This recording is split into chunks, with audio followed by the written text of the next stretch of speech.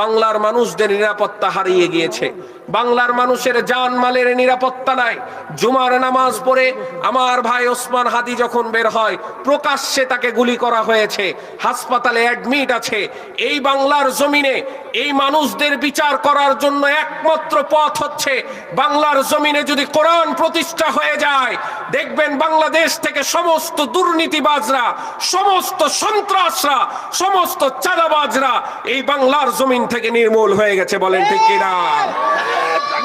বাংলার মানুষের জানমালের হেফাজত করুক, সমস্ত ষড়যন্ত্র থেকে হেফাজত করুক, বাংলার মানুষদেরকে কোরআনের ছায়াতলে আসার তৌফিক দান করুক। সকলে বলি আমিন। বাংলাদেশিরা আমাদের এমন অভ্যাস আছে, যদি এলাকার মধ্যে বা আত্মীয় স্বজনের মধ্যে কেউ যদি ভালো অবস্থানে যায়, তাহলে পিছন থেকে টানার জন্য সবাই রেডি থাকে। ঠিক কিনা? পিছন থেকে টানার জন্য সবাই রেডি থাকে। এই জন্য বাংলাদেশের জাতীয় খেলাও হচ্ছে হাডুডু। হাডুডু মানে কি? ওর পা ধরে টানতে হবে, এই জন্য এই খেলা। বাংলাদেশে কেউ চাই না, আমাদের বাঙালিদের মধ্যে কেউ চাই না কে আমার ভাই উপরে চলে যাক, আমার ভাই চলে যাক উপরে, কেউ চাই না। কেউ সামনে এগিয়ে যাক, এটা চাই না। সামনে কাউকে এগোতে দিবে না, শুধু একটি জায়গা বাদে, নামাজের কাতারে দেখবেন যে পরে আছে, দ্বিতীয় কাতারে আছে, সামনে কাতার ফাঁকা হয়েছে, ভাই আপনি যান, ভাই আপনি যান, ভাই আপনি যান। বলেন ঠিক কিনা? সম্মানিত উপস্থিতি, নামাজের ওই কাতারের গুরুত্ব এত বেশি, আল্লাহ রাসূল সাল্লাল্লাহু আলাইহি ওয়াসাল্লাম বলছেন, সামনে কাতারের ফজিলত যদি কেউ জানতো, লটারি করে হইলেও সামনে কাতারে জায়গা নিত। বলেন না সুবহানাল্লাহ? কিন্তু আমরা করি উল্টা, পিছনে যারা আছে তাদেরকে সামনে আগায় দিই। এই জন্য সব সময় আমরা থাকবো এক নম্বরে। কয় নম্বরে? আল্লাহ তাবারাকা ওয়া তাআলা ছোট্ট সময়ের জন্য মানুষকে দুনিয়াতে প্রেরণ করলেন। দুনিয়াতে পাঠার পরে শুধু পাঠায় দিয়েছে এমনটা না, পাঠার পরে আল্লাহ একটা গাইডলাইন দিয়েছে। সে গাইডলাইনটার নাম হচ্ছে মহাগ্রন্থ আল কোরআন। এই কোরআনের মধ্যে সমস্ত কিছু আছে না নাই? আছে না নাই? এই কোরআনের মধ্যে আপনি কিভাবে ব্যক্তিগত জীবন পরিচালনা করবেন, আছে না নাই? সাংসারিক জীবন, সামাজিক জীবন, রাষ্ট্রীয় জীবন, আন্তর্জাতিক জীবন, জীবনের প্রত্যেকটা সমস্যার সমাধান আল্লাহ সুবহানাহু ওয়া তাআলা এই কোরআনের মধ্যে দিয়েছে না দেয় নাই? দিয়েছে না দেয় নাই? এই কোরআন থেকে আজকে মুসলিম মিল্লাত সরে যাওয়ার কারণে সারা পৃথিবীব্যাপী আজকে মুসলমানরা অবহেলিত। আল্লাহ তাবারাকা ওয়া তাআলা বদরের ময়দানে মাত্র ৩১৩ জন সাহাবীর ইমানি জজবা দিয়ে হাজার সৈন্যবাহিনীর বিরুদ্ধে আল্লাহ বিজয় দান করেছিলেন। মুসলমানদেরকে আল্লাহ রাব্বুল আলামিন পৃথিবীর অধিকাংশ জায়গায় ক্ষমতা দান করেছিলেন। মুসলমানরা যতদিন পর্যন্ত কোরআনকে আঁকড়ে ধরেছিল, ততদিন পর্যন্ত তাদের হাতে আল্লাহ রাব্বুল আলামিন ক্ষমতা দিয়েছিলেন। তাদেরকে আল্লাহ রাব্বুল আলামিন বিশ্বের শাসক হিসাবে কবুল করেছিল। কিন্তু আজকে মুসলমানরা কোরআন থেকে দূরে সরার কারণে, রাসূলের আদর্শ থেকে দূরে সরার কারণে ধীরে ধীরে মুসলমানদের সমস্ত রাজ্যগুলোকে, সমস্ত ক্ষমতাগুলোকে আল্লাহ তাবারাকা ওয়া তাআলা কেড়ে নিয়ে ওই সমস্ত মুসলমানদের উপরে তাগুতদেরকে বসিয়েছে। বলেন ঠিক কিনা? স্পেনের দিকে যদি তাকায় দেখেন, আজকে আমার যুব সমাজরা যদি স্পেনের ইতিহাস পড়েন, স্পেনের, যে স্পেনটা ছিল মুসলিম রাষ্ট্র, স্পেন ছিল মুসলমান একটি রাষ্ট্র, মুসলমানরা জয় করেছিল এই স্পেন। আজকে এই স্পেনের এমন একটা করুণ অবস্থা, আমাদের যেমন কাছে কাছে মসজিদ, একটা সময় স্পেনে ছিল মসজিদের রাজ্য, মসজিদের শহর, কিন্তু আজকে এমন একটা অবস্থা হয়ে গেছে যে পুরো স্পেন জুড়ে আজান হয় না, পুরো স্পেন জুড়ে আজান হয় না। আজকে আমরা যদি বলি যে আমাদের 93% মুসলমানের দেশ, বলি কি বলি না? কথায় কথায়। কিন্তু প্রকৃতপক্ষে কি আমরা মুসলমান হতে পেরেছি? প্রকৃতপক্ষে 10% মুসলমান বের হবে কি হবে না, আল্লাহ তাবারাকা ওয়া তাআলা জানেন। যদি আমরা দূরে থাকি কোরআন থেকে, স্পেনের মতো এমন একটা দিন আসবে, যদি কোরআন থেকে এভাবেই দূরে সরে যায়, দেখবেন বাংলার জমিন থেকেও সমস্ত মসজিদ মাদ্রাসাগুলো মুছে গেছে, যদি কোরআন থেকে দূরে সরে যায়। এই জন্য আমাদেরকে কোরআনকে আঁকড়ে ধরতে হবে। যদি আল্লাহকে আমরা সাহায্যকারী হিসাবে গ্রহণ করে নিই পৃথিবীতে, আল্লাহ তাবারাকা ওয়া তাআলা আমাদের জন্য যথেষ্ট। ঠিক কিনা? আপনাদের সামনে আলোচনা করব যে আজকে যুব সমাজ ধ্বংস হয়ে যাচ্ছে, আজকে আমাদের সন্তান সন্ততিগুলো ধ্বংস হয়ে যাচ্ছে। এই সন্তানগুলোকে কিভাবে লাইনে আনা যায় এই বিষয়ে আলোচনা করব। আল্লাহ রাব্বুল আলামিন আমাকে বলার তৌফিক দান করুক, আপনাদের বুঝার তৌফিক দান করুক, সকলে বলি আমিন। আল্লাহ তাবারাকা ওয়া তাআলা সূরাত ইমরানের 14 নম্বর আয়াতে চমৎকার ভাবে বর্ণনা করছেন, যুয়্যিনা লিন-নাসি হুব্বুশ শাহাওয়াতি মিনান নিসা والبنين والقناطير المقنطرة من الذهب والفضة والخيل المصومة والأنعام والحرث ذلك متاع الحياة الدنيا والله عنده حسن المآب।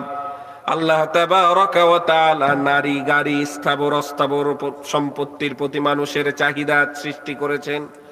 নারীর প্রতি আল্লাহ রাব্বুল আলামিন মানুষের চাহিদা সৃষ্টি করেছেন, নারীর প্রতি মানুষের আকর্ষণ সৃষ্টি করে দিয়েছেন, সন্তানের প্রতি মায়ের আকর্ষণ সৃষ্টি করে দিয়েছেন, ভালোবাসা মায়া মহাব্বত পয়দা করেছেন, সম্পত্তির উপরে মায়া মহাব্বত পয়দা করেছেন কে? আবার বলেন কে?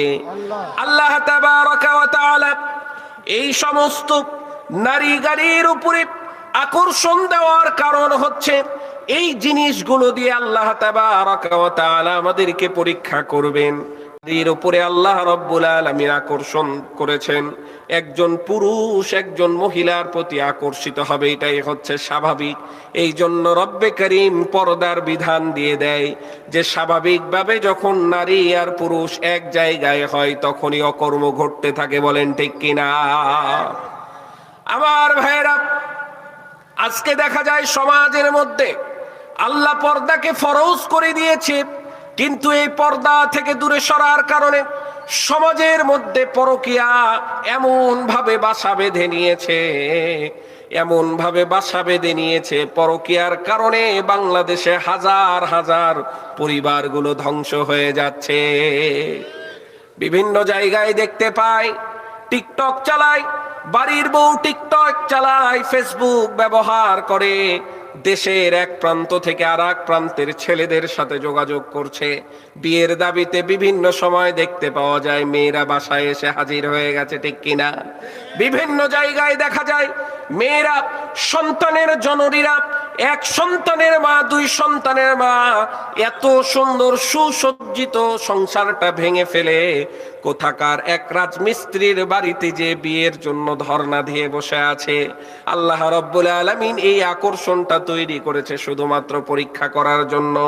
আল্লাহ রাব্বুল আলামিন বলছেন, ইন্না জাআলনা মা আলাল আরদি যিনাতাল লাহা লিনাবলুয়াহুম আইয়ুহুম আহসানু আমালা। পৃথিবীতে আমি যা কিছু দিয়েছি সেগুলো হচ্ছে শোভা সৌন্দর্য করার জন্য, বাড়ার জন্য, কারণ মানুষের মধ্যে কর্মের দিক থেকে কে সর্বোত্তম এইটা আল্লাহ রাব্বুল আলামিন পরীক্ষা করবে। নারী যেমন দিয়েছে আল্লাহ রাব্বুল আলামিন, সম্পদ দিয়েছে পরীক্ষা করার জন্য রব্বে করিম। আল্লাহ রাব্বুল আলামিন এই সম্পদ দিয়েছেন, ইন্নামা আমওয়ালুকুম ওয়া আওলাদুকুম ফিতনা। ধন সম্পদ সন্তান সন্ততি রব্বে করিম দিল এটা পরীক্ষা করার জন্য। কাউকে আল্লাহ রাব্বুল আলামিন গরিব করেছে পরীক্ষা করার জন্য, যে বান্দা তুমি অভাবে আছো, অভাব দিয়ে তুমি তোমাকে আমি পরীক্ষা করছি, অভাবের সময় আমি আল্লাহর প্রতি তুমি ভরসা রাখতে পারছো কিনা এটা আল্লাহ দেখবে। আবার কাউকে সম্পদ দিয়েছে, ব্যবসা বাণিজ্য দিয়েছে পরীক্ষা করার জন্য। ও আমার বান্দা, তোমাকে আমি অঢেল সম্পদের মালিক বানায় দিলাম, অনেক বড় ব্যবসায় বানায় দিলাম। আমার ব্যবসা, আমার দেওয়া সম্পদ তোমাকে আমার থেকে দূরে করে কিনা এটা পরীক্ষা করার জন্য। আমার ভাইরা, আজকে এই সম্পদের বিষয়ে কথা বলবো না, নারীর বিষয়ে কথা বলবো না, আজকে সবচেয়ে গুরুত্বপূর্ণ বিষয় হচ্ছে সন্তানের বিষয়ে কথা বলবো। এই সন্তানকে আল্লাহ রাব্বুল আলামিন কোরআনুল কারীমে কোন জায়গায় সৌন্দর্য বলে বর্ণনা করেছেন, আবার কোরআনুল কারীমে কোন জায়গায় পরীক্ষা করার জন্য বস্তু হিসাবে বর্ণনা করেছেন, আবার সন্তানদেরকে শত্রু হিসাবে আল্লাহ রাব্বুল আলামিন বর্ণনা করেছেন। আল্লাহ তাবারাকা ওয়া তাআলা যাকে ইচ্ছা তাকে সন্তান দান করে। দেখা যায় অনেক সময় আমার ভাইরা, যাদের সন্তান হচ্ছে তাদের এই সন্তান হওয়াটা একেবারে স্বাভাবিক বিষয়। সন্তান হতেই আছে, একটা দুইটা তিনটা। কিন্তু আমার সমাজের মধ্যে অনেক পরিবার আছে, অনেক দম্পতি আছে, তাদের সন্তান হয় না, নিঃসন্তান আছে না নাই। বছরের পর বছর চলে যায়, শুধুমাত্র একটা সন্তান তারা পাওয়ার আশায় এই দেশের চিকিৎসা দেখে চিকিৎসা শুধু নয়, বিদেশের চিকিৎসাও তারা গ্রহণ করে, বিভিন্ন জায়গায় যায়। কারো মুখে শুনেছে হুজুরের দুয়াতে কাজ হয়, চলে গেছে হুজুরের কাছে। কারো কাছে শুনেছে যে ওই দরগায় যদি মানত করা হয় সন্তান পাওয়া যাবে। কারো কাছে শুনেছে ওই বাজারে যদি তাবিজ আছে, ওই তাবিজ পরিধান করা যায় তাহলে সন্তান পাওয়া যাবে। কিন্তু সমস্ত কিছুর মালিক কে বলেন তো? সন্তান দেওয়ার একমাত্র মালিক কে? আল্লাহ রাব্বুল আলামিন। রাসূল সাল্লাল্লাহু আলাইহি ওয়াসাল্লাম বলছেন, ইযা সাআলতা ফাসআলিল্লাহ ওয়া ইযা ইসতাআনতা ফাসতাইন বিল্লাহ। তুমি যখন কিছু চাইবে মানুষের কাছে চেও না। যখন তুমি কিছু চাইবে একজনের কাছে, তিনি কে? বিপদে পড়েছি, সাহায্য চাইবো কার কাছে? অভাবে আছি, সাহায্য চাইবো কার কাছে? ভালো আছি, সুস্থতার নিয়ামত চাইবো কার কাছে? ওয়াইদাস্তানতা ফাস্তাইন বিল্লাহ। সাহায্য যখন তুমি চাইবে একমাত্র চাইবে আল্লাহর কাছে। বলেন ঠিক কিনা? রব্বে করিম বলছেন, ইয়াহাবু লিমান ইয়াশাউ ইনাসা ওয়া ইয়াহাবু লিমান ইয়াশাউ যুকুর আও ইউযাউযুহুম যুকরানা ওয়া ইনাসা ওয়া ইয়াজআলু মান ইয়াশাউ ওয়াকিমা। একবার বলেন না আল্লাহু আকবার। আরো জোরে বলেন না আল্লাহু আকবার। আল্লাহ রাব্বুল আলামিন বলছেন, আমি যাকে ইচ্ছা পুত্র সন্তান দান করি, যাকে ইচ্ছা আমি কন্যা সন্তান দান করি। এই যে একটু খেয়াল করেন, আল্লাহ বললেন আমি যাকে ইচ্ছা পুত্র সন্তান দান করি। তাহলে পুত্র অথবা কন্যা সন্তান কার হাতে? সবাই বলেন কার হাতে? এটা কি কোনো ডাক্তারের হাতে আছে? এটা কি কোনো হুজুরের দুয়ার বরকতে আছে? আল্লাহ যাকে চাইবে আল্লাহ রাব্বুল আলামিন পুত্র সন্তান দান করবে। কিন্তু ফ্যামিলির মধ্যে দেখা যায় অনেক পরিবার এমন আছে যে বংশের প্রদীপ দরকার, বংশের বাতি দরকার, বংশের ওয়ারিস দরকার। এই জন্য মায়ের গর্ভ থেকে কন্যা সন্তান জন্ম হওয়ার কারণে, মায়ের গর্ভ থেকে মেয়ে জন্মগ্রহণ করার কারণে পুরো পরিবারের মুখ কালো হয়ে যায়। আছে না নাই? অনেক পরিবার এমন আছে, মাকে দোষারোপ করে। দেখা যায় না অনেক সময় যে শুধু মেয়ে হচ্ছে তো মেয়ে হচ্ছে, মেয়ে হচ্ছে একটা দুইটা তিনটা চারটা পাঁচটা ছয়টা সাতটা পর্যন্ত মেয়ে হয়ে গেছে। এখন দোষ দিচ্ছে বউয়ের দোষ, যে কেমন তুমি গো, তোমার শুধুমাত্র মেয়েই হচ্ছে, একটাও ছেলে হয় না। বলেন না নাউজুবিল্লাহ। তো এটা কি মেয়ের দোষ? এটা কে চেয়েছে বলেন তো? এটা কার হাতে? আল্লাহর হাতে। আল্লাহ রাব্বুল আলামিন বলছেন, যাকে ইচ্ছা আমি কন্যা দান করি, যাকে ইচ্ছা আমি পুত্র সন্তান দান করি, আবার যাকে ইচ্ছা আমি দুইটা সন্তান দান করি, যাকে ইচ্ছা আমি নিঃসন্তান হিসাবে বন্দা হিসাবে পরীক্ষা নেই। এটা কার পরীক্ষা? এই জন্য আমার ভাইয়েরা একটি কথা বিশেষভাবে মায়েরা একটু খেয়াল করেন। আমার মায়েরা, আপনাদের দিকে দৃষ্টি আকর্ষণ করছি, যখন দেখবেন কোনো দম্পতির সন্তান হচ্ছে না তাদেরকে কষ্ট দিবেন না। আমাদের সমাজের মধ্যে এমন কিছু খারাপ অভ্যাস আছে, জানছে যে ওই মেয়েটার সন্তান হচ্ছে না, বারবার তাকে জিজ্ঞাসা করবে কখন বাচ্চা নিবা, ঠিক কিনা? কখন বাচ্চা নিবা তুমি, কেন হয় না, কি হয় না। এক মাস বাড়িতে এসেছে, এক মাস আগেও যে প্রশ্ন, এক মাস পরেও সেম প্রশ্ন করছে। যাদের সন্তান হয় না তারাই জানে যে এর ব্যথা কতটুকু, এর ব্যথা কতটুকু। এই কথাটা বলে আপনারা বারবার ওই বোনকে, ওই মাকে আপনি আঘাত দিচ্ছেন। এই জন্য আপনারা খেয়াল করবেন, ভালো পরামর্শ থাকলে দিবেন, তাছাড়া দেওয়ার কোনো দরকার নাই। আবার অনেকেই বলতে থাকে, দিতে থাকে, অমুক ডাক্তারের কাছে যান, অমুক ডাক্তারের কাছে যান। যাদের সন্তান হয় না এরা সমস্ত ডাক্তার দেখে নিয়েছে। আমি আপনি যতটুকু জায়গা চিনি তারা সবচেয়ে বেশি চিনি। এমন একজন পরিচিত ব্যক্তি আছে, আঙ্কেল আছে, একটা চাচা আছে, আমার শহরেই বাসা। অনেক দিন থেকে সন্তান হচ্ছে না, বিয়ে হওয়া প্রায় 22-23 বছর হয়ে গেছে, সন্তান হয়নি। ভালো ফ্যামিলি, ইন্ডিয়াতে ব্যাঙ্গালোরে ট্রিটমেন্ট নিয়েছে, সন্তান হচ্ছে না। কার ইচ্ছা? আল্লাহর ইচ্ছা। এই সন্তান না হওয়ার ফলে ওই আন্টি মানে ওই চাচিটা বাসা যাওয়া বন্ধ করে দিয়েছে, তার মায়ের বাসা যায় না। গেলেই একটাই প্রশ্ন, কষ্ট দেয় শুধুমাত্র, বলছে হুজুর আমাকে আব্বু বলে, আব্বু কষ্ট দেয় আমাকে বারবার, যে ঈদের দিনেও যেতে চাই না, গেলে একই প্রশ্ন কখন বাচ্চা হবে, ওখানে যান এখানে যান। তারা তো যাচ্ছে, তারা তো প্রচেষ্টা করছে, তারা দোয়া করছে, দান করছে, সাদকা করছে, এখন দিচ্ছে না কে? এর মধ্যেই ভালো একটা কিছু আছে। এই জন্য আমার মায়েরা, যাদের যে দুর্বলতা আছে এই দুর্বলতাগুলোকে আঘাত দেওয়া যাবে। কোনো বিষয়ে যদি কমতি থাকে, একজন অন্ধ আমি যদি তাকে কানা বলে ডাকি সে দুঃখ পাবে কি পাবে না? একজন ন্যাংরা আমি তাকে ন্যাংরা বলে ডাকলে দুঃখ পাবে কি পাবে না? এই জন্য শুকরিয়া আদায় করতে হবে যে আমাকে আল্লাহ সন্তান দিয়েছে, দোয়া করছে আল্লাহ যেন আপনাকেও একটা নেক সন্তান দান করে, ঠিক কিনা? আল্লাহ তাবারাকা ওয়া তাআলা এই সন্তান সন্ততি যাকে ইচ্ছা তাকে দান করেন। আবার যাদেরকে সন্তান দিয়েছে এই সন্তানগুলোকে পরীক্ষা করার জন্য দিয়েছে। কোরআনুল কারীমে সন্তানকে 3 নামে ডাকা হয়েছে। 1 নাম্বার হচ্ছে সৌন্দর্য, 2 নাম্বার কোরআনুল কারীমে সন্তান সন্ততিদেরকে পরীক্ষা বলে, পরীক্ষা আদুয়া, 3 নাম্বার হচ্ছে সন্তান সন্ততিদেরকে শত্রু হিসাবে ডাকা হয়েছে।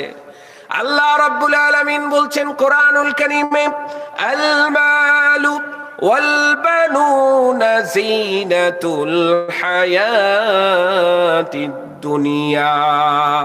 রব্বে কারীম বলছে সন্তান সন্ততি হচ্ছে দুনিয়ার সৌন্দর্য, ঠিক কিনা?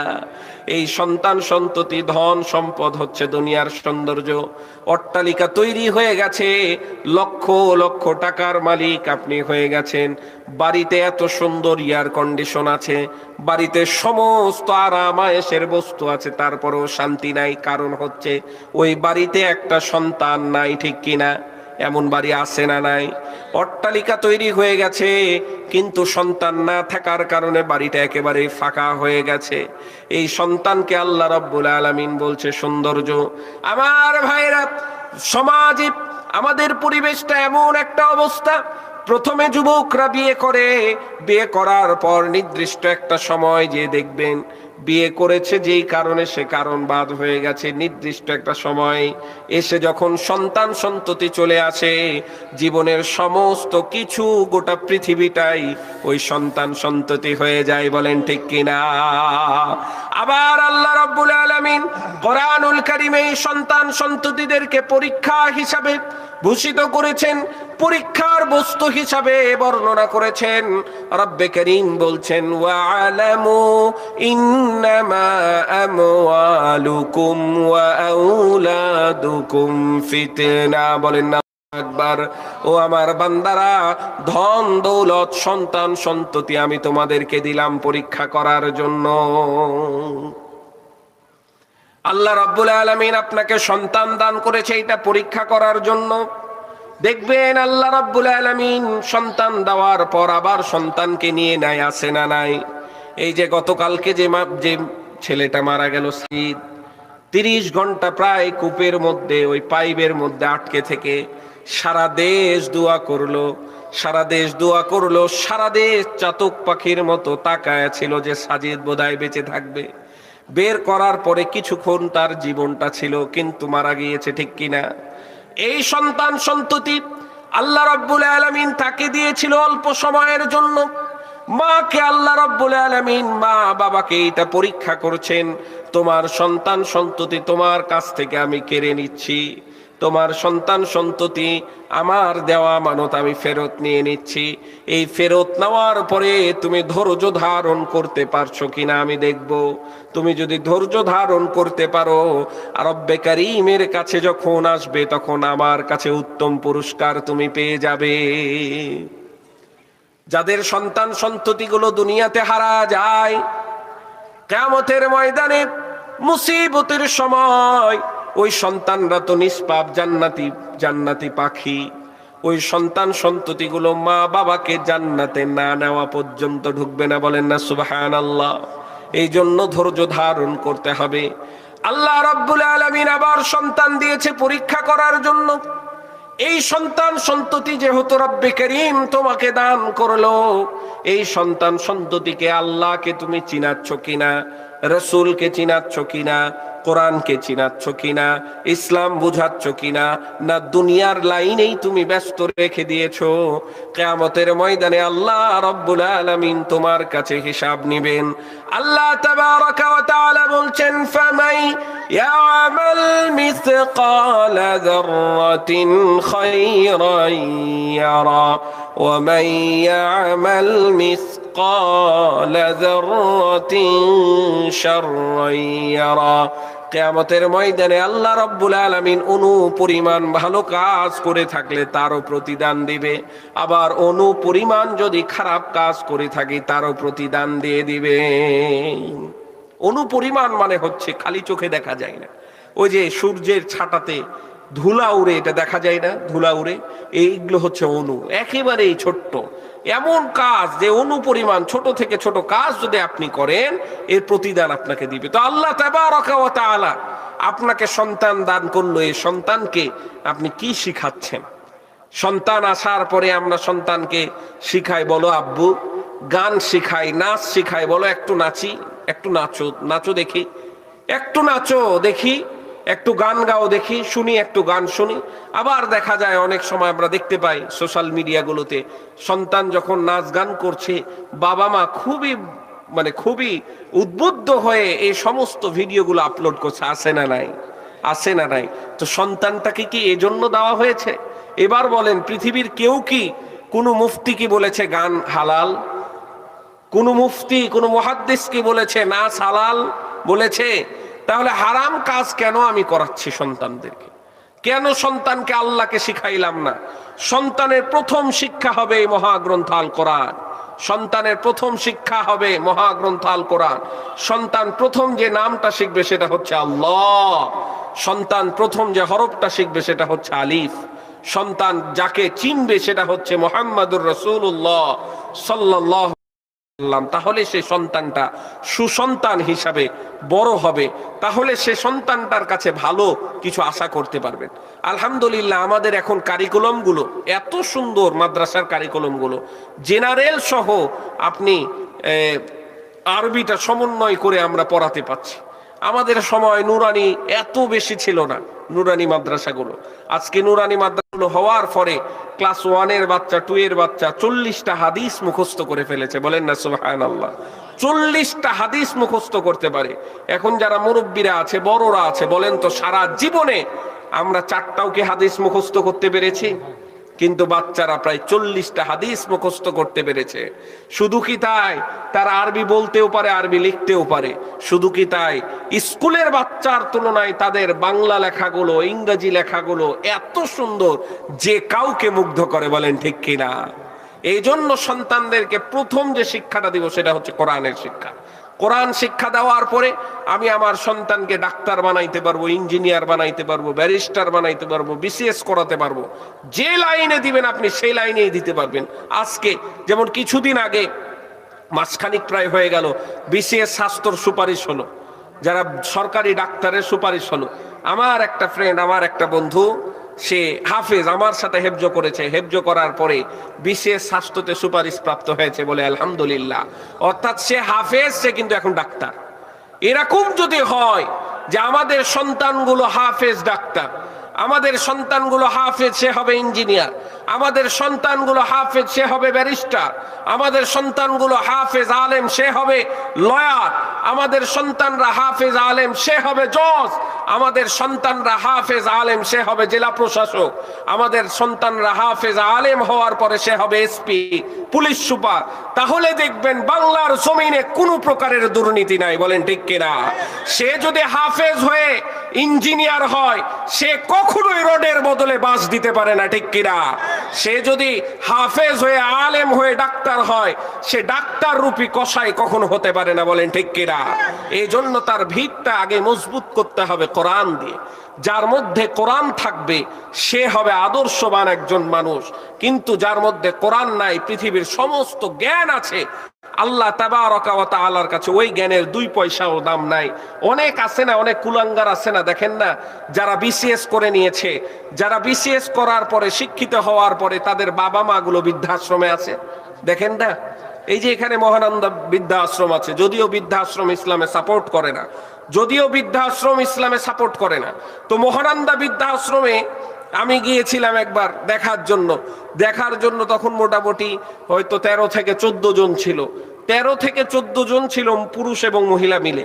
অধিকাংশ মানুষের সাথে কথা বলে জানতে পারলাম তাদের সন্তান সন্ততিগুলো এডুকেটেড পারসন, শিক্ষিত পারসন, শিক্ষিত প্রত্যেকেরই। অধিকাংশ বাবা মা গুলোর সন্তান সন্ততি সরকারি চাকরিজীবী। এখানে নতুন হাটের একজনকে পেলাম যে সে ক্ষুধার জ্বালা সহ্য না করতে পেরে ওখানে গেছে, একা একা গিয়েছে।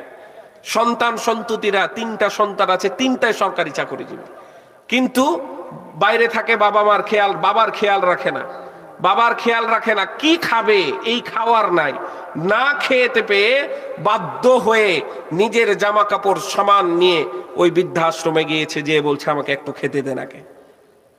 দেখেন, এই সন্তানের কোনো দাম আছে? কোনো দাম আছে? এটা কি সন্তান? এটা তো কুলাঙ্গার, ঠিক কিনা? এই সন্তান তো হচ্ছে কুলাঙ্গার। একে দিয়ে কিসের দেশের কাজ হবে? যে নিজের বাবা মার খেদমত করতে পারে না, যে নিজের বাবা মার সম্মান করতে পারে না, তাকে দিয়ে কি খেদমত হবে দেশে? পৃথিবীর সবচেয়ে বড় পীর হচ্ছে আমাদের আব্বা আম্মা। পৃথিবীর সবচেয়ে বড় পীর হচ্ছে আব্বা আম্মা। অনেকেই দেখবেন ঢাকায়, আমাদের এই অঞ্চলে হয়তো অনেকটা কম, কিন্তু বরিশালে, এই কি বলে আপনার সিলেটে, চট্টগ্রামে, এই অঞ্চলে দেখবেন পীর ভক্তি মানুষ অনেক বেশি। পীরদেরকে আমি ভালোবাসি, ব্যক্তিগতভাবে বাসি। যারা হক্কানি আলেম পীর, প্রকৃত পীর, তারা কিন্তু অরিজিনালি ভালো মানুষ। তারা হচ্ছে ইসলামের জন্য একজন ভালো মানুষ। কেমন? যেমন হযরত শাহজালাল রহমাতুল্লাহ আলাই, তিনি শুয়ে আছেন সিলেটের জমিনে। আজকে এই শাহজালাল রহমাতুল্লাহ আলাই দূর দেশ থেকে, আরব থেকে এসে, জঙ্গলের মধ্যে এসে ইসলামের প্রদীপ জ্বালায় আছে। যখন সিলেটে গৌর গোবিন্দ মুসলমানদের উপরে নির্যাতন শুরু করে দিল, আমরা তো শাহজালালের ইতিহাস পড়ি না, শুধুমাত্র ওইখানে যে সেজদা দেওয়াতে ব্যস্ত, ওইখানে যে মাজার দেওয়াতে ব্যস্ত, মানত করাতে ব্যস্ত, ওইখানে দান করাতে ব্যস্ত। শাহজালাল রহমাতুল্লাহ আলাই যখন সিলেটে আসলো, আসার পরে দেখলো গৌর গোবিন্দ, একজন রাজা, সিলেটের রাজা গৌর গোবিন্দ, সে মানুষদেরকে কষ্ট দিচ্ছে, সে মুসলমানদেরকে তাদের ধর্মীয় ইবাদতে বাধা দিচ্ছে, মুসলমানদেরকে কষ্ট দিচ্ছে। শাহজালাল রহমাতুল্লাহ আলাই কোরআন প্রতিষ্ঠা করার জন্য তার মুরিদদেরকে নিয়ে গৌর গোবিন্দর বিরুদ্ধে জিহাদ করে সিলেটের মাটিতে ইসলাম কায়েম করেছে। বলেন না সুবহানাল্লাহ। ওই সিলেট হচ্ছে, ওই শাহজালাল হচ্ছে এমন একজন মানুষ। আর আজকে ওই শাহজালাল রহমাতুল্লাহ আলাইহির মাজারকে এয়ার কন্ডিশন দিয়ে, আমরা এয়ার কন্ডিশন করে সুন্দর ঘর দিয়ে বেঁধে চাকচিক্য অবস্থায় রেখে দিয়েছি। এইটা কি শাহজালালের আদর্শ? ওই মাজারে যে আমরা সেজদা দাওয়াতে ব্যস্ত আছি, ওই মাজারে দান করাতে ব্যস্ত আছি, এটা কি শাহজালালের আদর্শ? তার আদর্শ ছিল দিন প্রতিষ্ঠা করার আদর্শ। সে আদর্শ থেকে আমরা আজকে বের হয়ে এসেছি। সম্মানিত উপস্থিতি, যেইটা বলছিলাম, পৃথিবীর সর্বশ্রেষ্ঠ পীর হচ্ছে নিজের বাবা মা। আল্লাহ রাসূল সাল্লাল্লাহু আলাইহি ওয়াসাল্লাম বলছেন, হুমা জান্নাতুকা ওয়া নারুকা, তোমার জান্নাত তোমার মা বাবার মধ্যেই, তোমার জাহান্নাম তোমার মা বাবার মধ্যেই। পৃথিবীর মধ্যে কারো দোয়া কবুল হবে বলে আল্লাহ গ্যারান্টি দেয় নাই। 3 শ্রেণীর মানুষের দোয়া কবুল হবে। 1, ওই ব্যক্তি যে মুসাফির, তার দোয়া আল্লাহ কবুল করে নিবেন। 2 নাম্বার, ওই ব্যক্তির দোয়া আল্লাহ কবুল করবেন যে মাজলুম, যার উপরে জুলুম করছে, সঙ্গে সঙ্গে আল্লাহ দোয়া কবুল করে নিবেন। 3 নম্বরে বাবা মার দোয়া আল্লাহ তাবারাকা ওয়া তাআলা সঙ্গে সঙ্গে কবুল করে নিবেন। বলেন না সুবহানাল্লাহ। এই জন্য আল্লাহ রাব্বুল আলামিন, ওই বাবা মা যদি বৃদ্ধা আশ্রমে না যেতে চান, সন্তানদেরকে কোরআন শিক্ষা দিতে হবে, আল্লাহকে চিনাতে হবে। এই জন্য আল্লাহ রাব্বুল আলামিন বলে দিলেন, ইন্নামা আমওয়ালুকুম ওয়া আওলাদুকুম ফিতনা, ধন দৌলত সম্পদ সন্তান সন্ততি তোমাদের জন্য আমি পরীক্ষা হিসাবে দিয়ে দিয়েছি। আবার কোরআনুল কারীমে সন্তানদেরকে শত্রু হিসাবে বলেছেন। শত্রু হিসাবে উল্লেখ করেছেন। যেই সন্তানের জন্য আপনি হালালকে হালাল মনে করেন না, যেই সন্তানের জন্য হারামকে হারাম মনে করেন না, সন্তানের ভবিষ্যৎ সাজানোর জন্য, তাকে আরাম দেওয়ার জন্য আপনি হারাম ইনকাম করছেন, মানুষের উপরে জুলুম করে তাদের আত্মসাৎ করছেন, তাদের অর্থ মানুষকে জিম্মি করে তাদের উপর থেকে জুলুম করে তাদের জানমালের নিরাপত্তা, তাদের জানমালের হুমকি দিয়ে আপনি তাদের আত্মসাৎ করছেন সম্পদ। এই সন্তান সন্ততি কিয়ামতের ময়দানে আপনার বিরুদ্ধে অভিযোগ দিবে, আল্লাহ আমি আমার বাবার কাছে এসি চাইনি, এয়ার কন্ডিশন রুম চাইনি, আমি আমার বাবাকে বলি নাই আমাকে কার কিনে দাও, আমি আমার বাবাকে বলি নাই আমাকে বাইক কিনে দাও, আমি আমার বাবাকে বলি নাই যে আমি প্রতিদিন গোস্ত দিয়ে ভাত খাবো, আমি আমার বাবাকে বলি নাই যে হারাম ইনকাম করে তুমি আমার সমস্ত খায়েশ গুলো পূরণ করো। এই হারাম ইনকাম আমার বাবা করেছে, সুতরাং এই হারাম ইনকামের সমস্ত ভাগ আমার বাবাকেই বহন করতে হবে, কোনো ছাড় হবে না। এই জন্য কিয়ামতের ময়দানে সন্তান সন্ততি আপনার বিরুদ্ধে দাঁড়া যাবে। কোরআনুল কারীমে এই জন্য সন্তানদেরকে আদুওয়া বললেন। সন্তান সন্ততিদেরকে ভালো চাওয়ার জন্য আল্লাহ রাব্বুল আলামিন দোয়া আমাদেরকে শিখায়া দিয়েছেন। সন্তান সন্ততি যেন ভালো হয় এই জন্য দোয়া আছে। আল্লাহ রাব্বুল আলামিন বলছেন, রব্বানা হাব লানা মিন আজওয়াজিনা ওয়া যুররিয়াতিনা কুররাত আ'ইনি ওয়াজআলনা লিল মুত্তাকিনা ইমামা। আল্লাহ রাব্বুল আলামিন বলছেন, ও আমার বান্দা আমার কাছে তুমি চাও, আল্লাহ তুমি আমাকে এমন একজন স্ত্রী দান করে দাও, এমন একজন সন্তান দান করে দাও, এমন সন্তান সন্ততি দান করে দাও যাদের চেহারার দিকে তাকালে আমার চক্ষুটা, আমার হৃদয়টা যেন শীতল হয়ে যায়। শিখায়াছেন কে? শিখায়াছেন কে? যারা নিঃসন্তান আছে তারা আবার দোয়া শিখে নেন। ইব্রাহিম আলাইহিস সালাতু ওয়াস সালামের দোয়া। ইব্রাহিম আলাইহিস সালাতু ওয়াস সালাম বছরের পর বছর নিঃসন্তান ছিলেন। রব্বে কাবার কাছে দোয়া করতেন, রব্বি লা তাযারনি ফারদাও ওয়া আনতা খায়রুল ওয়ারিসিন। সবাই বলেন, রব্বি লা তাযারনি ফারদাও ওয়া আনতা খায়রুল ওয়ারিসিন।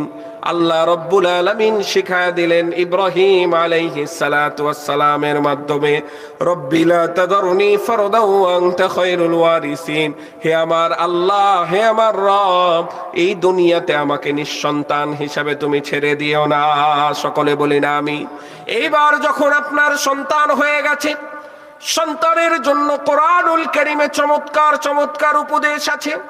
বাবা হিসাবে একবার শুধুমাত্র খেয়াল করবেন, আমি আপনাদেরকে এই উপদেশগুলো সম্পর্কে আলোচনা করব। বাবা হিসাবে আপনারা খেয়াল করবেন যে এই উপদেশগুলো কখনো কি আমি আমার সন্তানকে দিয়েছি।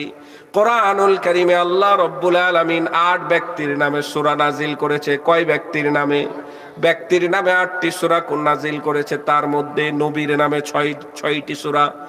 6টি নবীর নামে আল্লাহ রাব্বুল আলামিন সূরা দিয়েছেন। হযরত নূহ আলাইহিস সালামের নামে আল্লাহ সূরা নাজিল করেছেন। হুদ আলাইহিস সালামের নামে আল্লাহ সূরা নাজিল করেছেন। ইউসুফ আলাইহিস সালামের নামে আল্লাহ সূরা নাজিল করেছেন। ইউনূস আলাইহিস সালামের নামে আল্লাহ সূরা নাজিল করেছেন। ইব্রাহিম আলাইহিস সালামের নামে আল্লাহ সূরা নাজিল করেছেন। মুহাম্মাদুর রাসূলুল্লাহ সাল্লাল্লাহু আলাইহি ওয়াসাল্লামের নামে সূরা নাজিল করেছেন। আর 2 জন সাধারণ ব্যক্তির নামে আল্লাহ রাব্বুল আলামিন সূরা নাজিল করেছেন। এই 2 জনের মধ্যে একজন হচ্ছে মহিলা, আর একজন হচ্ছে পুরুষ। এমন এক মহিলার নামে আল্লাহ রাব্বুল আলামিন কোরআনুল কারীমে সূরা নাজিল করলেন। পৃথিবীর আশ্চর্যতম মহিলা, যে বিবাহ না করে পিতা ছাড়াই আল্লাহ রাব্বুল আলামিন তার গর্ভে সন্তান দান করেছে। বলেন না সুবহানাল্লাহ। পিতা ছাড়াও সন্তান যিনি দিতে পারেন তিনি কে? জোরে বলেন, তিনি কে? আল্লাহ রাব্বুল আলামিন মারইয়াম, সূরাতু মারইয়াম নামে সূরা দিলেন। আবার সাধারণ ব্যক্তির নামে সূরা নাজিল করলেন। সেই সূরাটির নাম হচ্ছে সূরাতুল লুকমান। সূরাতু হযরত লুকমান আলাইহিস সালাম কোনো নবী ছিলেন না, হযরত লুকমান আলাইহিস সালাম কোনো রাজা ছিলেন না, বাদশা ছিলেন না, কিন্তু আল্লাহ রাব্বুল আলামিন হযরত লুকমান আলাইহিস সালামের তাকওয়া দেখে দেখে এত পছন্দ হয়েছে যে তার নামে আল্লাহ রাব্বুল আলামিন স্বতন্ত্র সূরা নাজিল করলেন। বলেন না সুবহানাল্লাহ। হযরত লুকমান ছিলেন খুবই খাটো মানুষ, কালো মানুষ, বেঠে মানুষ। নিগ্রোরা যেমন হয় এত কালো নিগ্রোরা হয়, ঠিক তেমন লুকমান হাকিম ছিল। এইখান থেকে একটা জিনিস বোঝা যায় যে রব্বে কাবার কাছে সাদা মানুষ, সুন্দর মানুষের দাম নাই। আল্লাহ তাবারক ওয়া তাআলার কাছে দাম আছে শুধুমাত্র তাকওয়া অর্জনকারীদের। বলেন ঠিক কিনা? এই জন্য আল্লাহ রাব্বুল আলামিন বলেন লাইয়ানা লাল্লাহু লুহুমুহা ওয়ালা দিমাউহা ওয়ালাকিন ইয়ানালুহু তাকওয়া মিনকুম। আল্লাহ রাব্বুল আলামিন আমাদের অন্তর দেখে দেখে, তাকওয়া দেখে দেখে আমাদের ইবাদতগুলোকে কবুল করে। বলেন ঠিক কিনা? এই লুকমান হাকিম ছিল একজন কৃতদাস। কৃতদাস ছিল এমন একজন ব্যক্তি, বিচক্ষণ একজন ব্যক্তি। সে ছিল রাখাল, ছাগল চড়াতো। তারপরও এই রাখালের নামে আল্লাহ সূরা নাজিল করলো। একটু ছোট্ট ভাবে তার জীবনীটা বলে দিই। এত বিচক্ষণ ছিল, সে যখন বক্তব্য দিত, ফাঁকা জায়গার উপরে বক্তব্য দিত, কিন্তু তার বক্তব্যগুলো এত সাজানো গুছানো, এত সুন্দর। আস্তে আস্তে মানুষ একটা দুইটা করে আস্তে আস্তে আস্তে মৌমাছির চাকের ন্যায় তার বক্তব্য শোনার জন্য ভিড় জমায়ে দিতে। বলেন না সুবহানাল্লাহ। এই লোকমান হাকিমের কথা যখন দূর দূরান্ত পর্যন্ত ছড়ায়া গেল, তার মনিব বলছে, তার মালিক বলছে, আমার রাখাল নাকি খুব বড় ব্যক্তিত্ব, তো দেখি তার একটা পরীক্ষা নিয়ে নি। রাখালকে বলছে, যাও তুমি ছাগল একটা কাটো। ছাগল কাটার পরে উৎকৃষ্ট মানের দুইটা বস্তু আমার কাছে নিয়ে আসো। ওই ছাগলের শরীরের সবচেয়ে দামি অংশ যেইটা, এই দুইটা অংশ নিয়ে আসো। রাখাল লোকমান হাকিম যে ছাগল কাটার পরে হৃৎপিণ্ডটা বের করলো এবং জিহ্বাটা বের করে মুনিবের কাছে রেখে দিল। আবার তার মুনিব বলে, মালিক বলে, যাও আর একটি ছাগল তুমি জবাই করো। তার সবচেয়ে নিকৃষ্ট দুইটা জিনিস আমার সামনে নিয়ে আসো। আবার সেই ওই ছাগলটা জবাই করার পরে হৃৎপিণ্ড বের করলো, হাড়টা বের করলো এবং জিহ্বা বের করে তার সামনে উপস্থাপন করলো। এইবার তার মুনিব বলছে, আমি তোমাকে ভেবেছিলাম তুমি হয়তোবা অনেক জ্ঞানী, কিন্তু তুমি তো দেখছি বোকা। তোমাকে বললাম দামি দুইটা জিনিস নিয়ে আসো, তুমি নিয়ে আসলে জিহ্বা এবং হৃদয়। আবার তোমাকে বললাম নিকৃষ্ট দুইটা জিনিস নিয়ে আসো, তুমি নিয়ে আসলে জিহ্বা এবং হৃদয়টা, হৃৎপিণ্ডটা। লোকমান হাকিম এইবার ব্যাখ্যা দিয়ে দিল, আমি এই দুইটা এই জন্য নিয়ে এসেছি, মানুষের এই দুইটা যদি ঠিক হয়ে যায় তাহলে মানুষটার সাধারণ মানুষ না উত্তম মানুষে রূপান্তর হয়ে যায়। বলেন না সুবহানাল্লাহ। মানুষের যদি জিহ্বা নষ্ট হয়ে যায়, মানুষের যদি কলব নষ্ট হয়ে যায়, তার কলবটা যদি মরিচিকা পরে কালো হয়ে যায়, তার কলবটা যদি আল্লাহ রাব্বুল আলামিন মোহর মেরে দেয়, খতামাল্লাহু আলা কুলুবিহিম, শেষ করে দেয়, আল্লাহ রাব্বুল আলামিনের এই দাওয়া কলবটা এবং এই জিহ্বাটা যদি খারাপ হয়ে যায়, ওই মানুষটি সুন্দর হলেও পৃথিবীর মধ্যে নিকৃষ্ট মানুষদের কাতারে তার নাম পড়ে যায়। বলেন না? আল্লাহ রাব্বুল আলামিন এই লোকমান হাকিমকে ইন্টারন্যাশনাল একজন মানুষ বানায় দিলেন। লোকমান হাকিম দেখেন বছরের পর বছর ধরে তার কথাটা আসে না নাই। এমন একজন ব্যক্তি আমরা থাকবো না, কিন্তু লোকমান হাকিমের কথা থাকবে। ঠিক কিনা? আমরা থাকবো না, কিন্তু লোকমান হাকিমের কথা কিয়ামত অবধি থাকবে। তার কারণ হচ্ছে আল্লাহ রাব্বুল আলামিনের কাছে লোকমান হাকিমের কথাগুলো এত চমৎকার লেগেছে। সন্তান সন্ততিদেরকে এমন ভাবে উপদেশ দিয়েছে, প্রদান করেছে, তার উপদেশগুলো আল্লাহ রাব্বুল আলামিন বান্দার পাথেয় হিসাবে কিয়ামত পর্যন্ত এই কোরআনে আল্লাহ তাবারক ওয়া তাআলা লিপিবদ্ধ করেছেন। বলেন না সুবহানাল্লাহ। আল্লাহ তাবারক ওয়া তাআলা বলছেন, ওয়ালাকাদ আতাইনা লুকমানাল হিকমাতা আনিশকুর লিল্লাহ, আমি লোকমানকে হিকমত প্রজ্ঞা দান করলাম, আনিশকুর লিল্লাহ, তুমি আমার শুকরিয়া আদায় করতে থাকো। তার কারণ যে শুকরিয়া আদায় যে করবে আল্লাহ তাবারক ওয়া তাআলা তার প্রতি আরো নিয়ামত বৃদ্ধি করে দিবেন। বলেন ঠিক কিনা? রব্বে কারীম বলছেন লাইন শাকারতুম লা আযীদান্নাকুম ওয়ালাইন কাফারতুম ইন্না আযাবি লাশাদীদ। শুকরিয়া জানাই আল্লাহ, শুকরিয়া জানাই তোমায়, অসহায় বান্দা মোরা বেঁচে আছি তোমার দয়ায়, অসহায় বান্দা মোরা বেঁচে আছি তোমার দয়ায়। ঠিক কিনা? শুকরিয়া জানাই আল্লাহ, শুকরিয়া জানাই তোমায়, অসহায় বান্দা মোরা বেঁচে আছি তোমার দয়ায়। এই জন্য শুকরিয়া আদায় করতে হবে কার? আরো জোরে বলেন কার? লুকমান হাকিম তার সন্তানকে এক নাম্বার যে উপদেশটা দিয়েছিলেন কোরআনুল কারীমে আল্লাহ রাব্বুল আলামিন চমৎকার ভাবে লিপিবদ্ধ করেছেন। আল্লাহ তাবারাকা ওয়া তাআলা উম্মতের জন্য, আল্লাহ রাব্বুল আলামিন বান্দাদের জন্য পাথেয় হিসাবে লিপিবদ্ধ করেছেন। রব্বে কারীম বলেন ওয়াইদ ক্বালা লুকমানু লিবনিহি ওয়া হুয়া ইয়াইদুহু লা তুশরিক বিল্লাহ ইন্নাশ শিরকা লাযুলমুন আযীম। বলেন আল্লাহু আকবার। আরো জোরে বলেন আল্লাহু আকবার। ঠান্ডা লাগছে নাকি?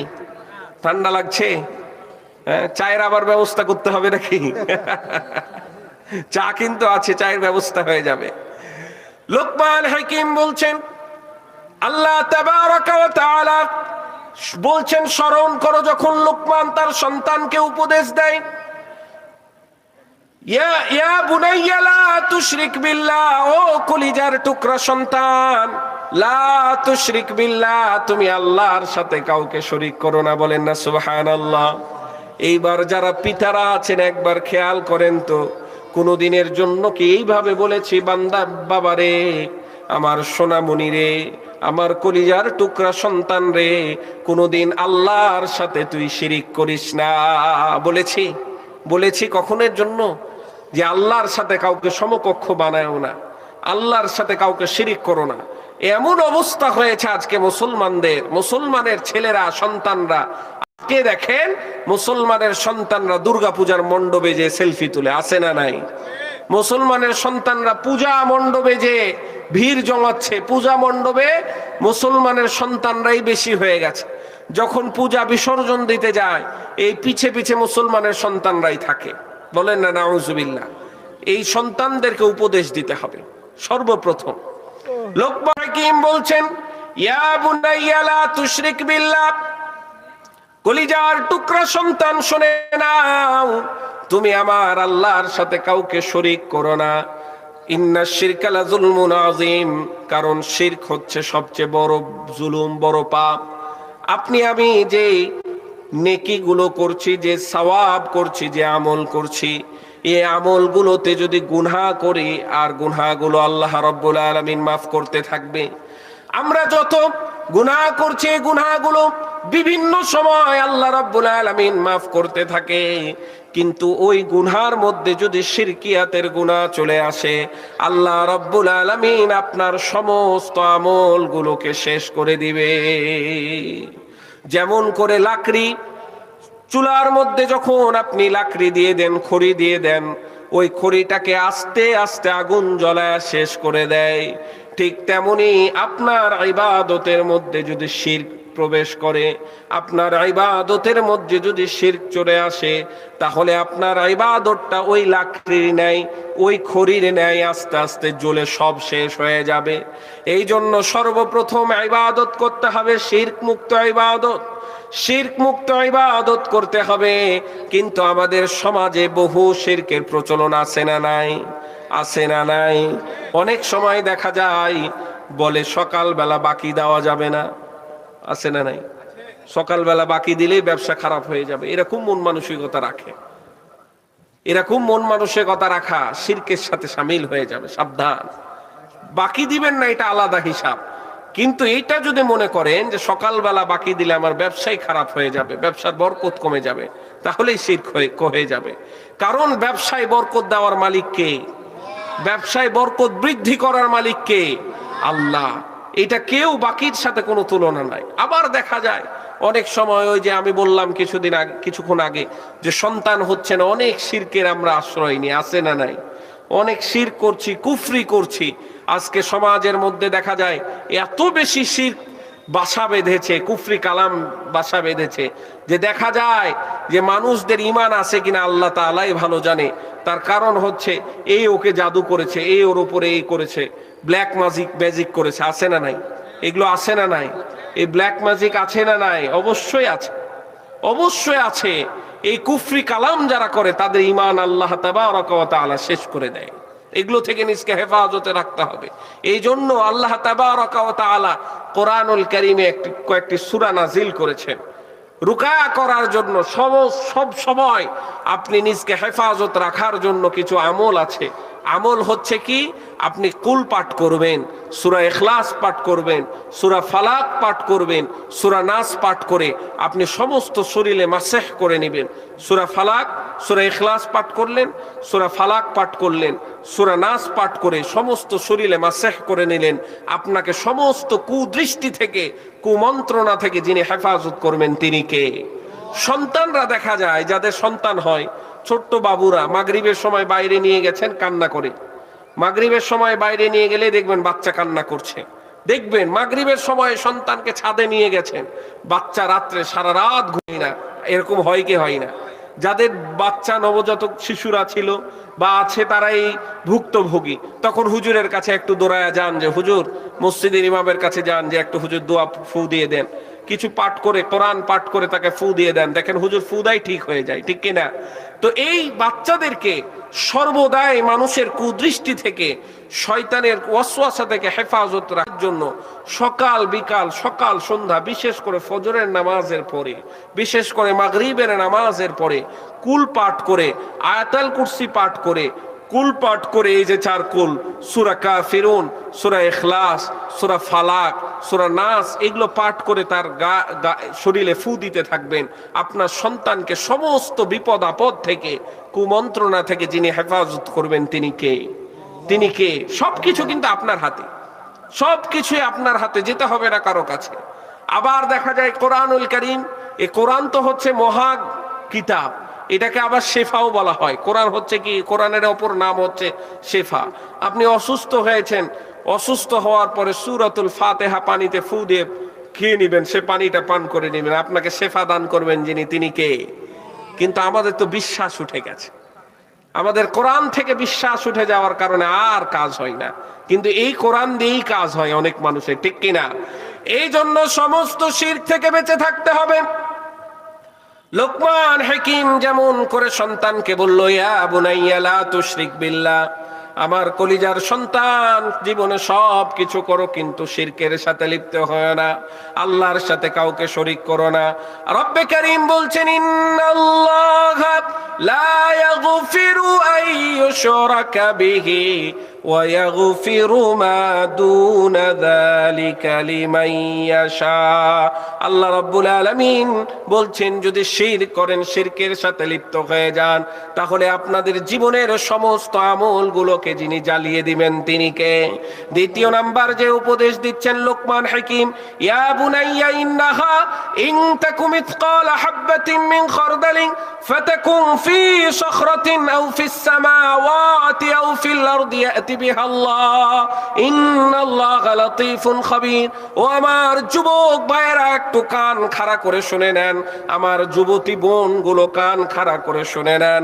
আল্লাহ রাব্বুল আলামিন বলছেন যে আপনি যখন কোনো গুনাহ করেন, পাহাড়ের চূড়ায় বসে গুনাহ যখন করলেন, অপরাধ করলেন, পৃথিবীর কেউ না দেখলেও যিনি দেখবেন তিনি কে? আবার আপনি পাহাড়ের নিচে গর্তের মধ্যে প্রবেশ করে অন্ধকার রুমের মধ্যে আপনি অপরাধ করলেন, কেউ না দেখলেও দেখবেন তিনি কে। মোবাইলের স্ক্রিনে আপনি অবৈধ জিনিসগুলো দেখছেন, সারা রাত জেগে জেগে হারাম নিষিদ্ধ জিনিসগুলো আপনি উপভোগ করছেন, মনে করছেন আব্বা আম্মা দেখে নাই, ভাই বোন দেখে নাই, বন্ধু দেখে নাই, কিন্তু যিনি দেখেছেন তিনি কে? তার কারণ আল্লাহ রাব্বুল আলামিন সব কিছু লিপিবদ্ধ করে নিয়েছেন। কিরামান কাতিবিনা ইয়ালামুনা মা তাফআলুন। বলেন আল্লাহু আকবার। সর্বদাই আমাদের সাথে দুইজন লেখক রেখে দিয়েছেন। এই জন্য পাহাড়ের চূড়ায় বসে যেই অপরাধ করবেন আল্লাহ দেখে ফেলবে, আবার গর্তের মধ্যে বসে বসে যে অপরাধ করবেন আল্লাহ রাব্বুল আলামিন দেখে নেবে। কারণ ইন্নাল্লাহা লাতীফুন খাবীর, আল্লাহ রাব্বুল আলামিন সূক্ষ্মদর্শী, সব বিষয় আল্লাহ রাব্বুল আলামিন খবর রাখে। বলেন না সুবহানাল্লাহ। এই জন্য যখন অপরাধ করবেন, দুইজন গরুমের মধ্যে অবৈধ সম্পর্ক স্থাপন করবেন, তখন ভাববেন আপনারা দুইজন নান, আপনাদেরকে যিনি দেখছেন তিনি কে? আপনাদের যিনি এই কর্মগুলোকে ফলো করছেন, লিপিবদ্ধ করছেন তিনি কে? আপনাদের এই কর্মের যিনি হিসাব আপনাদের কাছে বুঝে নেবেন তিনি কে? বাঁচার রাস্তা আছে? কোন বাঁচার রাস্তা আছে? ইন্নাল্লাহা লা ইয়াখফা আলাইহি শাইউন ফিল আরদি ওয়ালা ফিস সামা। যে আল্লাহ রাব্বুল আলামিন সব বিষয়, ছোট থেকে ছোট বিষয় আল্লাহ রাব্বুল আলামিন দেখতে পায়। এই যে মাটির মধ্যে পিপিলিকা হাঁটে, এই পিপিলিকার পায়ের আওয়াজটা, এই পায়ের ধ্বনিটাও আমার আল্লাহ রাব্বুল আলামিন শুনতে পায়। বলেন না সুবহানাল্লাহ। তাহলে বাঁচার কি কোনো রাস্তা আছে? বাঁচার রাস্তা আছে। অপরাধ করার সময় আমার যুবক ভাইরা, যুবতী বোনেরা, অপরাধ করার সময় খুব খেয়াল করে অপরাধ করবেন। এই ফোনটা হচ্ছে আজকে অপরাধের একটা বাক্স হয়ে গেছে, ঠিক কিনা? এই ফোনটা অনেক অপরাধের বাক্স হয়ে গেছে। দেখা যায় যে মেয়ের বিয়ে হয়েছে, মেয়ের বাসা হচ্ছে চাঁপাইনবাবগঞ্জ, বিয়ে হয়েছে নীলফামারীতে। কি ঘটককে? ঘটক হচ্ছে মোবাইল। ঘটককে? মোবাইল হচ্ছে ঘটক। মোবাইলের মাধ্যমে চলে গেছে। এই ফোনের কারণে দেখবেন বহু সংসার আজকে ধ্বংস হয়ে গেছে, ঠিক কিনা? এই মোবাইলের কারণে বহু সংসার ধ্বংস হয়ে গেছে। এই জন্য খেয়াল রাখবেন, আমি কিছুক্ষণ আগেই যে আয়াত বলেছি, ফামান ইয়ামাল মিসকালা যাররাতিন খায়রান ইয়ারা ওয়া মান ইয়ামাল মিসকালা যাররাতিন শাররান ইয়ারা। সব বিষয়ে আল্লাহ রাব্বুল আলামিন আপনাকে প্রতিদান দিবে। ভালো কাজ করলেও প্রতিদান দিবে, অপরাধ করলেও প্রতিদান দিবে। আজকে অন্ধকার রুমের মধ্যে বসে বসে তুমি অপরাধ করছো, আজকে অন্ধকার রুমের মধ্যে যে তুমি অপরাধ করছো, ঝোপঝাড়ের মধ্যে অন্ধকারে তুমি অপরাধ করছো, মনে করছো পৃথিবীর কেউ দেখে নাই, মনে করছো পৃথিবীর কেউ বুঝে নাই। কিয়ামতের ময়দানে আল্লাহ রাব্বুল আলামিন এই অপরাধগুলো পুরো পৃথিবীর মানুষের সামনে উন্মোচন করে দিবে। তখন তুমি কিভাবে বাঁচবে? তখন তুমি কিভাবে বাঁচবে? বাঁচার কি রাস্তা আছে? সব ভিডিও ফুটেজের মতো আল্লাহ রাব্বুল আলামিন দেখায়া দিবে। তখন বলবে, আহারে, এই মানুষটিকে তো ভালো মনে করতাম, দেখছি এত অপরাধ করে রেখেছে। এই মানুষটিকে তো কত ভালো জানতাম, এলাকার মধ্যে ভালো একটি ছেলে, কিন্তু কি পরিমাণ অপরাধ করে রেখেছে, কি পরিমাণ অবস্থা করে রেখেছে, তার ভিতর তো পুরা নষ্ট। তখন কার সামনে আপনি মুখ দেখাবেন? এখন আপনার অপরাধের কথা জানলে শুধুমাত্র গ্রামবাসী জানলো, কিন্তু আপনার কিয়ামতের ময়দানে যখন অপরাধ হবে, অপরাধগুলো উন্মোচন করা হবে, পৃথিবীর সমস্ত মানুষ জানবে, তখন তাদের সামনে কিভাবে মুখ দেখাবো? এই জন্য আল্লাহর কাছে দোয়া করি, আল্লাহ তুমি আমাদের অপরাধগুলো যেইভাবে গোপন রেখেছো, কিয়ামতের ময়দানেও আমাদের অপরাধগুলোকে গোপন করুন। সকলে বলে আমিন। একটি আমলও আছে, কারো যদি কোনো গোপন বিষয় পেয়ে যায়, কারো যদি কোনো একান্ত গোপন বিষয় আপনার কাছে চলে আসলো, আমানত মনে করে এই গোপন বিষয়টা আপনার কাছে রেখে দিবেন, তাহলে খুশি হবেন কে? আল্লাহ। আপনার গুনাহগুলো যিনি গোপন করবেন তিনি কে? কারো কথা, কারো ভাইয়ের কোনো একটা গোপন বিষয় আমি জেনে নিয়েছি, দুর্বলতার জায়গা আমার হাতে চলে এসেছে, এটা আমি বলবো না। যদি তার ভুল হয়, তাকে পার্সোনালি যে বলবো, ভাই এটা আপনার মনে হচ্ছে ভুল হচ্ছে, এটা আপনি কাজটা ঠিক করছেন না, কিন্তু এই কথাটা আমি সবার সামনে বলবো না, জনে জনে বলবো না। কিন্তু আমাদের অভ্যাস তো খুব ভালো, বিশেষ করে মা বোনদের আরো ভালো, যে একজনের কোনো দুর্বলতা পাইলেই হইল একজনের কোনো অপরাধ অপকর্ম পাইলেই হলো। প্রচার সম্পাদকের তো আমাদের অভাব নাই, সাংবাদিকের তো অভাব নাই। দেখবেন অপরাধের কথা সকালে জানলো, বিকাল হতে না হতে গোটা এলাকা শুধু জানেনি, পুরো জেলা জেনে নিয়েছে, ঠিক কিনা? কিন্তু আপনি যদি এই অপরাধগুলোকে গোপন করে রাখতে পারেন, কিয়ামতের ময়দানে রাসূল সাল্লাল্লাহু আলাইহি ওয়াসাল্লাম বলছেন, আপনি যদি কারো অপরাধগুলো, কারো অপকর্মগুলো গোপন রাখতে পারেন, তাহলে কিয়ামতের ময়দানে আল্লাহ তাবারাকা ওয়া তাআলা আপনার গুনাহগুলো গোপন রাখবে। বলেন না সুবহানাল্লাহ। আবার ওই অপরাধগুলো বলা যাবে যে এক ব্যক্তি আছে যে চোর, এক ব্যক্তি আছে চোর, আপনি তাকে সাবধান করার জন্য, এখন আমার চাচার দোকানে সে কাজ করছে, অন্য দিনে চুরি করা তার অভ্যাস, এটা চাচাকে আপনি বলে দিলেন সাবধানতা অর্জন করার জন্য, তাকে সাবধান করার জন্য বলে দিলেন যে চাচা ওকে রাখা যাবে না, ও হচ্ছে চোর, আপনার ব্যবসা শেষ করে দেবে, এইটা বলা যাবে। কিন্তু কিছু কিছু বিষয় আছে যে বিষয়গুলো আপনার কাছেই রেখে দিতে হবে, তাহলে কে খুশি হবে বলেন তো? আল্লাহ। তাহলে 1 নাম্বার লোকমান হাকিম বলল, বাবা তুমি আল্লাহর সাথে শিরিক করো না। 2 নাম্বার, বাবা তুমি অপরাধ করো গোপনে অথবা প্রকাশ্যে, তুমি অপরাধ করো পাহাড়ের চূড়ায় অথবা নিচে, কেউ না দেখলেও যিনি দেখবেন তিনি কে? যিনি দেখবেন তিনি কে? 3 নম্বরে লোকমান হাকিম সন্তানকে বলছেন, ও আমার কলিজার টুকরা, তুমি কান খাড়া করে শুনে নাও, ইয়া বুনাইয়া আকিমিস সালাতা ওয়া আমুর বিল মা'রুফি ওয়ানহা আনিল মুনকার ওয়াসবির আলা মা আসাবাক ইন্না যালিকা মিন আজমিল উমুর। আল্লাহু আকবার। আমার আল্লাহ রাব্বুল আলামিন বলছেন, ইয়া বুনাইয়া আকিমিস সালাত। লোকমান হাকিম সন্তানকে বলছে, কলিজার টুকরা, ইয়া বুনাইয়া, কলিজার টুকরা, আকিমিস সালাত, তুমি সালাত প্রতিষ্ঠা করো, কায়েম করো। কি করো? কোরআনুল কারীমে আল্লাহ রাব্বুল আলামিন 82 জায়গায় নামাজের কথা বলেছে। কয়বার? কয় জায়গায়? কোরআনুল কারীমে একটি কথা যদি একবার আসে সেইটা ফরজ হয়ে যায়, ঠিক কিনা? সেইটা আমাদের জন্য আবশ্যক হয়ে যায়, পালন করতে হবে। সেইখানে কোরআনুল কারীমে আল্লাহ রাব্বুল আলামিন 82 জায়গায় নামাজের কথা বলেছে। রব্বে কারীম বলেছে 82 জায়গায় নামাজের কথা। কয় জায়গায় নামাজের কথা বলেছে? বলেন বলেন। এর মধ্যে কয় জায়গায় আল্লাহ রাব্বুল আলামিন বলেছে নামাজ পড়ো? কয় জায়গায় বলেন? কয় জায়গায়? 82 না, এক জায়গায় আল্লাহ বলেছেন নামাজ পড়ো। এক জায়গায়, এক জায়গায় 82 জায়গায় নামাজের কথা বলেছে। এক জায়গায় আল্লাহ রাব্বুল আলামিন বলেছে নামাজ পড়ো, ফাসাল্লি লিরাব্বিকা ওয়ানহার। নামাজ পড়ার কথা শুধুমাত্র এক জায়গায় বলেছে। বাকি 81 জায়গায় আল্লাহ রাব্বুল আলামিন সালাত প্রতিষ্ঠার কথা বলেছে, নামাজ কায়েম করার কথা বলেছে। শুধু একা একা নামাজ পড়লে হবে না, সমাজে নামাজ প্রতিষ্ঠা করার জন্য যা করা লাগে মুসলমানদেরকে তা করা ফরজ করেছেন যিনি, তিনি কে? কিন্তু আমরা তো হচ্ছে উল্টা, আমরা শুধুমাত্র না নিজে নামাজ পড়া নিয়েই ব্যস্ত। ছেলে নামাজ পড়ে না, ছেলের বউ নামাজ পড়ে না, নিজের বউ নামাজ পড়ে না, বাড়ির কেউ নামাজ পড়ে না, এলাকাবাসী নামাজ পড়ে না। আমরা কোনো মাথা ব্যথা নাই, কোনো মাথা ব্যথা নাই।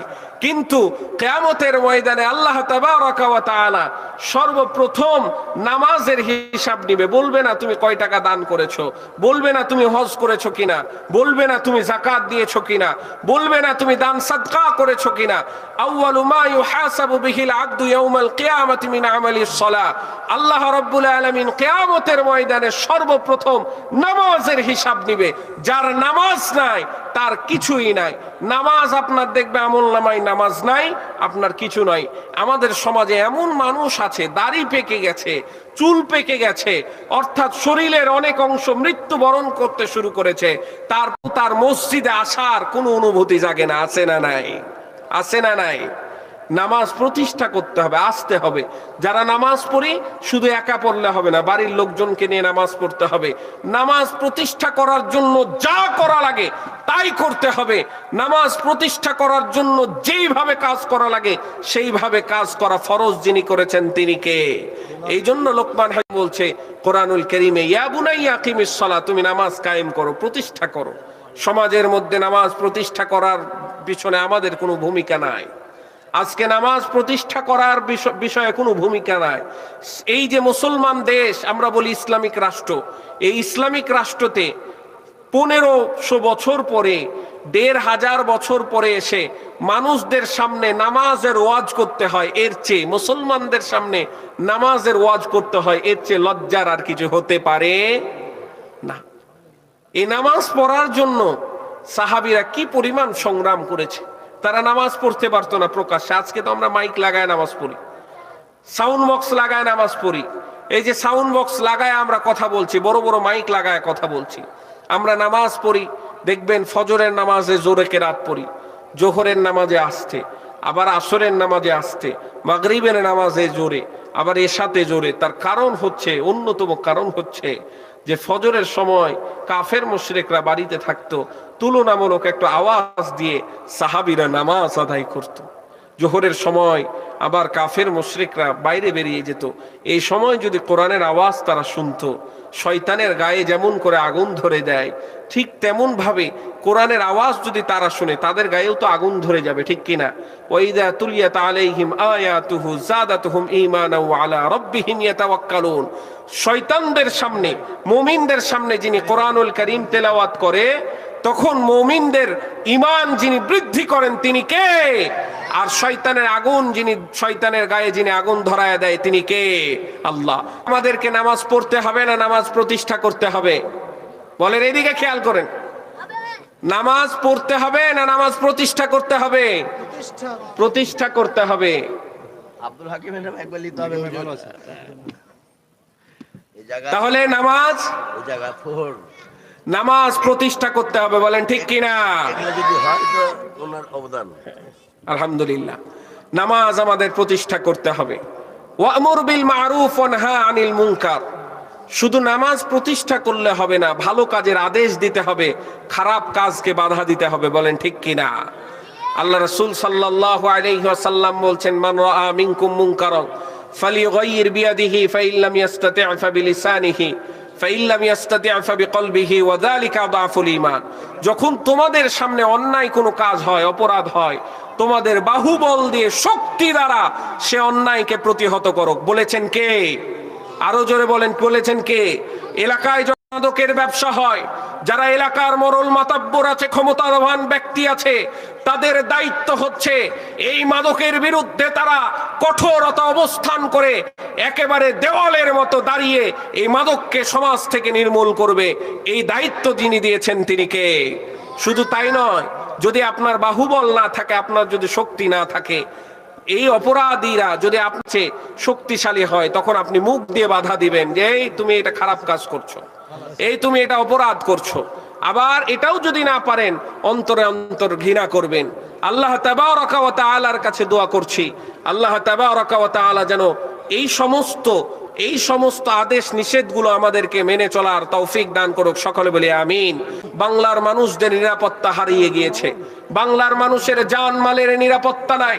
জুমার নামাজ পড়ে আমার ভাই ওসমান হাদি যখন বের হয়, প্রকাশ্যে তাকে গুলি করা হয়েছে, হাসপাতালে অ্যাডমিট আছে। এই বাংলার জমিনে এই মানুষদের বিচার করার জন্য একমাত্র পথ হচ্ছে, বাংলার জমিনে যদি কোরআন প্রতিষ্ঠা হয়ে যায়, দেখবেন বাংলাদেশ থেকে সমস্ত দুর্নীতিবাজরা, সমস্ত সন্ত্রাসরা, সমস্ত চাঁদাবাজরা এই বাংলার জমিন থেকে নির্মূল হয়ে গেছে। বলেন ঠিক কিনা? বাংলার মানুষের জানমালের হেফাজত করুক, সমস্ত ষড়যন্ত্র থেকে হেফাজত করুক, বাংলার মানুষদেরকে কোরআনের ছায়াতলে আসার তৌফিক দান করুক। সকলে বলি আমিন।